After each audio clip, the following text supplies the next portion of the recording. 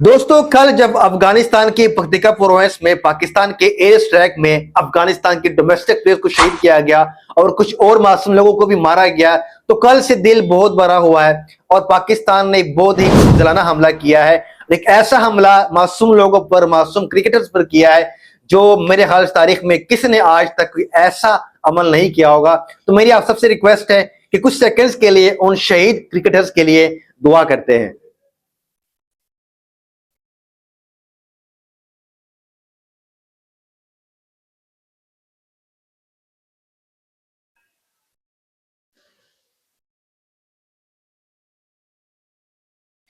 उसके बाद मैं शुक्रिया अदा करूंगा यहाँ पर बीसीसीआई का, जय शाह का, टीम इंडिया का, स्पेशली इरफान पठान, युवराज सिंह और पूरे के पूरे हिंदुस्तान का कि जिन्होंने हमेशा अफगानिस्तान का मुश्किल घड़ी में साथ दिया है। और कल से जब अटैक हुआ है तो एक ही कंट्री था, एक ही लोग थे जिन्होंने अफगानिस्तान का साथ दिया, अफगानिस्तान के साथ इस मुश्किल घड़ी में एक साथ खड़े हुए। वो थे हिंदुस्तान के लोग, वो थे हिंदुस्तान के प्लेयर्स। जितना ज्यादा मैं शुक्रिया अदा करूं उतना ज्यादा कम है हिंदुस्तान के लोगों का। और ये साबित किया है कि अफगानिस्तान का अगर कोई अकलौता भाई है इस दुनिया में तो वो है हिंदुस्तान, जो खुशी में और गम दोनों में हमेशा इसने अफगानिस्तान का साथ दिया है। उसके बाद बड़ी खबर यह है कि अफगानिस्तान क्रिकेट बोर्ड ने पाकिस्तान के साथ हर किस्म की क्रिकेट खेलने से बॉयकॉट किया है और जो सीरीज नेक्स्ट मंथ में पाकिस्तान के साथ होनी थी उसको कैंसिल किया है। उसके साथ ही जितने भी कोचेस पाकिस्तान के अफगानिस्तान के अंदर डोमेस्टिक लेवल पर या नेशनल लेवल पर काम कर रहे थे उन सबको अफगानिस्तान ने वापस घर भेज दिया है। एक बहुत ही अच्छा और ब्रेव डिसीजन लिया यहाँ पर अफगानिस्तान क्रिकेट बोर्ड ने। जब इंडिया ने पाकिस्तान के साथ चैंपियन ट्रॉफी में खेलने से बाइकाट किया और जब इंडिया ने एशिया कप में पाकिस्तान के साथ हैंडशेक नहीं किया, तब मैंने भी यही कहा था कि पॉलिटिक्स और स्पोर्ट्स को मिक्स नहीं करना चाहिए। पॉलिटिक्स और स्पोर्ट्स एक अलग अलग चीज है, लेकिन जब आपके देश पर हमला होता है, जब आपके देश में मासूम लोगों की जान जाती है और जब एक कंट्री से एक बुज़दिलाना एयर स्ट्राइक आपके मासूम लोगों की कई सारी जानें लेता है तो कितना दुख होता है। और ये दुख का अंदाजा वही समझता है जिसके साथ ये हुआ हो, जिसके कंट्री में ये हुआ हो, जिसके प्यारे, जिसके अपने लोग मारे गए हो। किसी और को इसका अंदाजा नहीं हो सकता। और अब मुझे समझ में आया कि इंडिया ने कितना अच्छा स्टेप लिया था कि पाकिस्तान के साथ चैंपियन ट्रॉफी खेलने से बाइकाट किया था, उसके साथ हैंडशेक नहीं किया। तो इसी सिलसिले में अफगानिस्तान क्रिकेट बोर्ड ने एक बड़ा डिसीजन लिया है कि उन्होंने जो ट्रायल सीरीज होनी थी नेक्स्ट मंथ पाकिस्तान में उसको खेलने से बाइकाट किया है। उसके साथ जितने भी कोचेस पाकिस्तान के अफगानिस्तान के अंदर काम कर रहे थे डोमेस्टिक लेवल पर या उससे बड़े लेवल पर, सबको जो है ना अफगानिस्तान ने घर भेज दिया। और एक काम यहाँ पर अगर अफगानिस्तान की गवर्नमेंट, अगर तालिबान ये काम करे तो कितना ही ज्यादा मजा आएगा कि जो पाकिस्तान की एम्बेसी इस वक्त काबुल के अंदर काम कर रही है, सबसे पहले इसको भंग कर देना चाहिए। और जितने भी डिप्लोमेटिक लोग इसमें काम कर रहे हैं सबको पाकिस्तान भेज दे, क्योंकि खेल और सियासत एक साथ नहीं चल सकता। आप तारीख उठा के देख ले कि इस तरह का हमला मासूम लोगों पर, क्रिकेटर्स पर आज तक दुनिया में आपको इसकी मिसाल नहीं मिलेगी कि एक तरफ जो पाकिस्तान के जो आर्मी है वो तालिबान के साथ तो लड़ नहीं सकती और तालिबान ने जिस तरह पाकिस्तान के साथ बॉर्डर पर मुकाबला किया है वो था क़यामत तक को याद रखेंगे।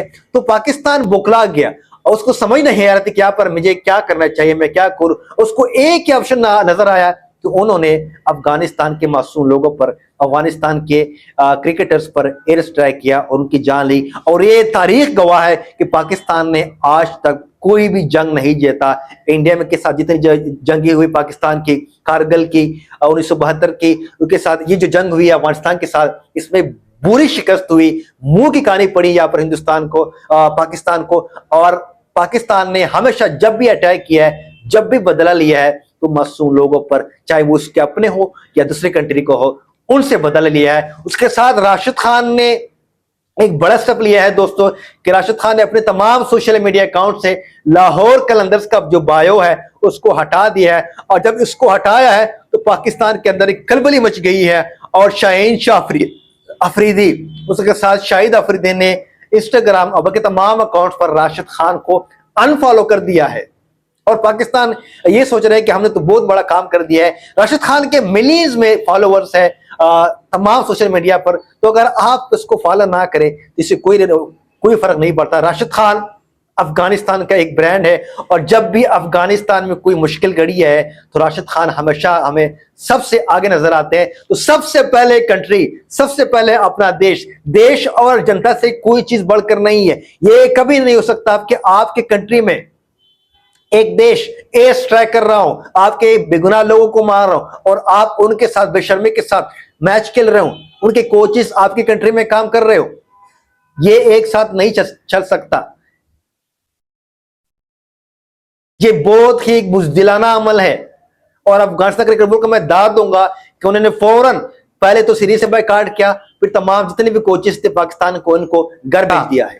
शाहिद अफरीदी ने अफगानिस्तान तालिबान का ऊपर इल्जाम लगाया है कि उन्होंने पाकिस्तान के ऊपर हमला किया है और अफगानिस्तान के लोगों को नमक हराम कहा है। ये कितना बेगैरत बंदा है ये शाहिद अफरीदी, उसका दामाद जो शहनशाह अफरीदी है। ये जो अफरीदी इनका अपने नाम के साथ लगाते हैं, मैंने इनसे रिक्वेस्ट है कि प्लीज काइंडली आप जो अफरीदी का नाम है ना अपने नाम से हटाएं, क्योंकि अफरीदी जो बड़े गैरतमंद पठान है और हमेशा उन्होंने अफगानिस्तान का साथ दिया है। और ये जो दो लोटे हैं, ये अफरीदी नहीं, पता नहीं इनके ऊपर जो है ना कोई और चढ़ा हुआ है, फिर उसके बाद ये लोग जो है ना पैदा हुए। तो ये कह रहे हैं कि अफगानिस्तान के लोग नमक हराम है, हमने अफगानिस्तान के लोगों को 40 साल तक पाला, उनको खाना दिया, उनको पनाह दी और उसके बदले में तालिबान पाकिस्तान के ऊपर अटैक करे। तो शायद यहाँ पर शाहिद अफरीदी ये भूल गया है, ये गुलखान भूल गया है कि इन्हीं तालिबान के ऊपर अटैक करने के लिए अमेरिका को आड़े किसने दिए? क्या पाकिस्तान ने नहीं दिए?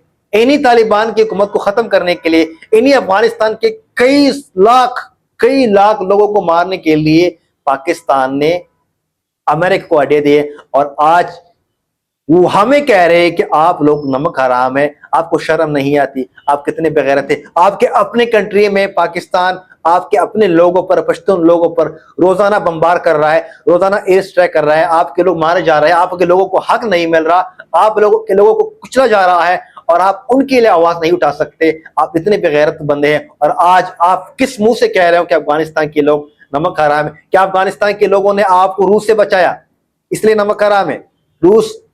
रूस का रास्ता अगर अफगानिस्तान ना रखता तो आज के कंट्री पाकिस्तान में रशिया होता। 30-40 लाख कुर्बानियां दी है। वो तो अफगानिस्तान के लोग पागल हैं, बेवकूफ लोग हैं कि वो हमेशा पाकिस्तान की बातों में जाते हैं, लोगों की बातों में आ जाते हैं कि आपका एक इस्लामी मुल्क, ये आपका भाई मुल्क है। क्या भाईचारा ऐसा होता है? क्या इस्लामिक कंट्री ऐसा होता है? जब से पाकिस्तान बना है पिछले 40-50 साल से इसने हमेशा अफगानिस्तान को नुकसान पहुंचाया है, इसने हमेशा अफगानिस्तान को तरक्की करने से रोका है। और पाकिस्तान कभी भी ये नहीं चाहता कि अफगानिस्तान किसी भी चीज में उनसे आगे निकले, कि अफगानिस्तान जो है ना अपने पैरों पे ना खड़ा हो जाए। अगर कहीं गलती से भी अफगानिस्तान पैरों पे खड़ा हो गया तो ये पाकिस्तान के लिए बहुत बड़ा खतरा बन जाएगा। ये इनको खुद पता है। और यहाँ पर मेरी तालिबान से रिक्वेस्ट है कि जितनी जल्दी हो सके अफगानिस्तान के अंदर पाकिस्तान की एम्बेसी को जितना जल्दी हो सके बंद करे। अगर बंद नहीं करेंगे तो हम फिर यही समझेंगे कि आप भी जो है ना पाकिस्तान के साथ मिले हुए हैं। और एक चीज यहाँ पर मुझे समझ नहीं आया, ये सबको पता है कि तालिबान कौन है, तालिबान को किसने क्रिएट किया, किसने इनको असलहा दिया, किसने इनको 20 साल अफगानिस्तान में भिजवाया, वो किसकी बात मानते थे। ये सबको पता है कि पाकिस्तान और तालिबान के कितने ज्यादा क्लोज रिलेशन है। इस पर मैं अगर बात करूं तो एक बात बहुत लंबी हो जाएगी और बात दूसरी तरफ निकल जाएंगी, इस पर मैं कभी बात करूंगा। लेकिन एक चीज मुझे समझ नहीं आती कि पाकिस्तान को अच्छी तरह से पता है कि तालिबान क्या, जो वजीर खारजा है वो कहाँ बैठा है, पाकिस्तान का वजीर दफा कहाँ बैठा है, पाकिस्तान के मिलिट्री जो बड़े बड़े उनके कैंप है वो कहाँ है। उसके बावजूद वो उन पर अटैक नहीं कर रहा और अफगानिस्तान के मासूम लोगों को मार रहा है। यहाँ पर मुझे बात कुछ गड़बड़ लगती है। खैर इस पर हम बाद में बात करेंगे। लेकिन जितना ज्यादा हम मुजम्मत करें पाकिस्तान के इस एयर स्ट्राइक की उतना ही ज्यादा कम है। और अब यहाँ पर अफगानिस्तान के लोगों ने एक कमाल दिखाया कि अपने ऊपर जो जुल्म हुआ वो पूरी दुनिया को उन्होंने बताया कि हमारे साथ जुल्म हुआ है। और यहाँ पर अफगानिस्तान को पाकिस्तान के ऊपर एक एज हासिल है, क्योंकि अब तक शुरुआत भी पाकिस्तान ने की थी और अब तक सीज़फायर के बाद, सीज़फायर को जो तोड़ा है वो भी पाकिस्तान ने तोड़ा है। तो अफगानिस्तान ने तो अभी तो कुछ भी नहीं किया।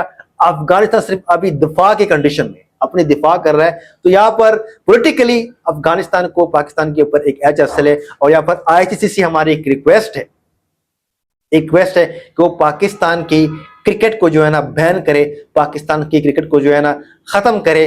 क्योंकि अगर ये चीज ना करे तो पाकिस्तान के ऊपर एक प्रेशर नहीं बनेगा, तो उनको वार्न करे ताकि इस तरह के बुज़दिलाना हमला, और मजीद चांसेस है, मजीद भी अभी खतरा है कि पाकिस्तान मजीद हमले कर सकता है अफगानिस्तान के अंदर। अगर खुदा ना खास्ता कतर में जो अभी तालिबान और पाकिस्तान की आर्मी के दरमियान जो बातचीत चल रही है, जो सुलह की बातें हो रही है, अगर वो नाकाम हो जाते हैं तो फिर से एक बहुत बड़ा खतरा है कि पाकिस्तान फिर से अफगानिस्तान के अंदर अफगानिस्तान के मसूलों को निशाना बना सकता है। तो यहाँ पर अफगानिस्तान की आर्मी को, तालिबान को अलर्ट होना चाहिए, और अफगानिस्तान के लोगों को भी जो है ना ये बात समझनी चाहिए कि बहुत ज्यादा हजूम ना बनाए, बहुत ज्यादा रश ना बनाए, किसी भी टाइम आपके ऊपर अटैक हो सकता है और ये बात बहुत ज्यादा लंबी हो सकती है। तो यहाँ पर होशियार रहना चाहिए, और खुदा करे कि अफगानिस्तान को जो है यहाँ पर अल्लाह पाक कामयाबी अता करे और अफगानिस्तान के अंदर पीस आ जाए, अमन आ जाए।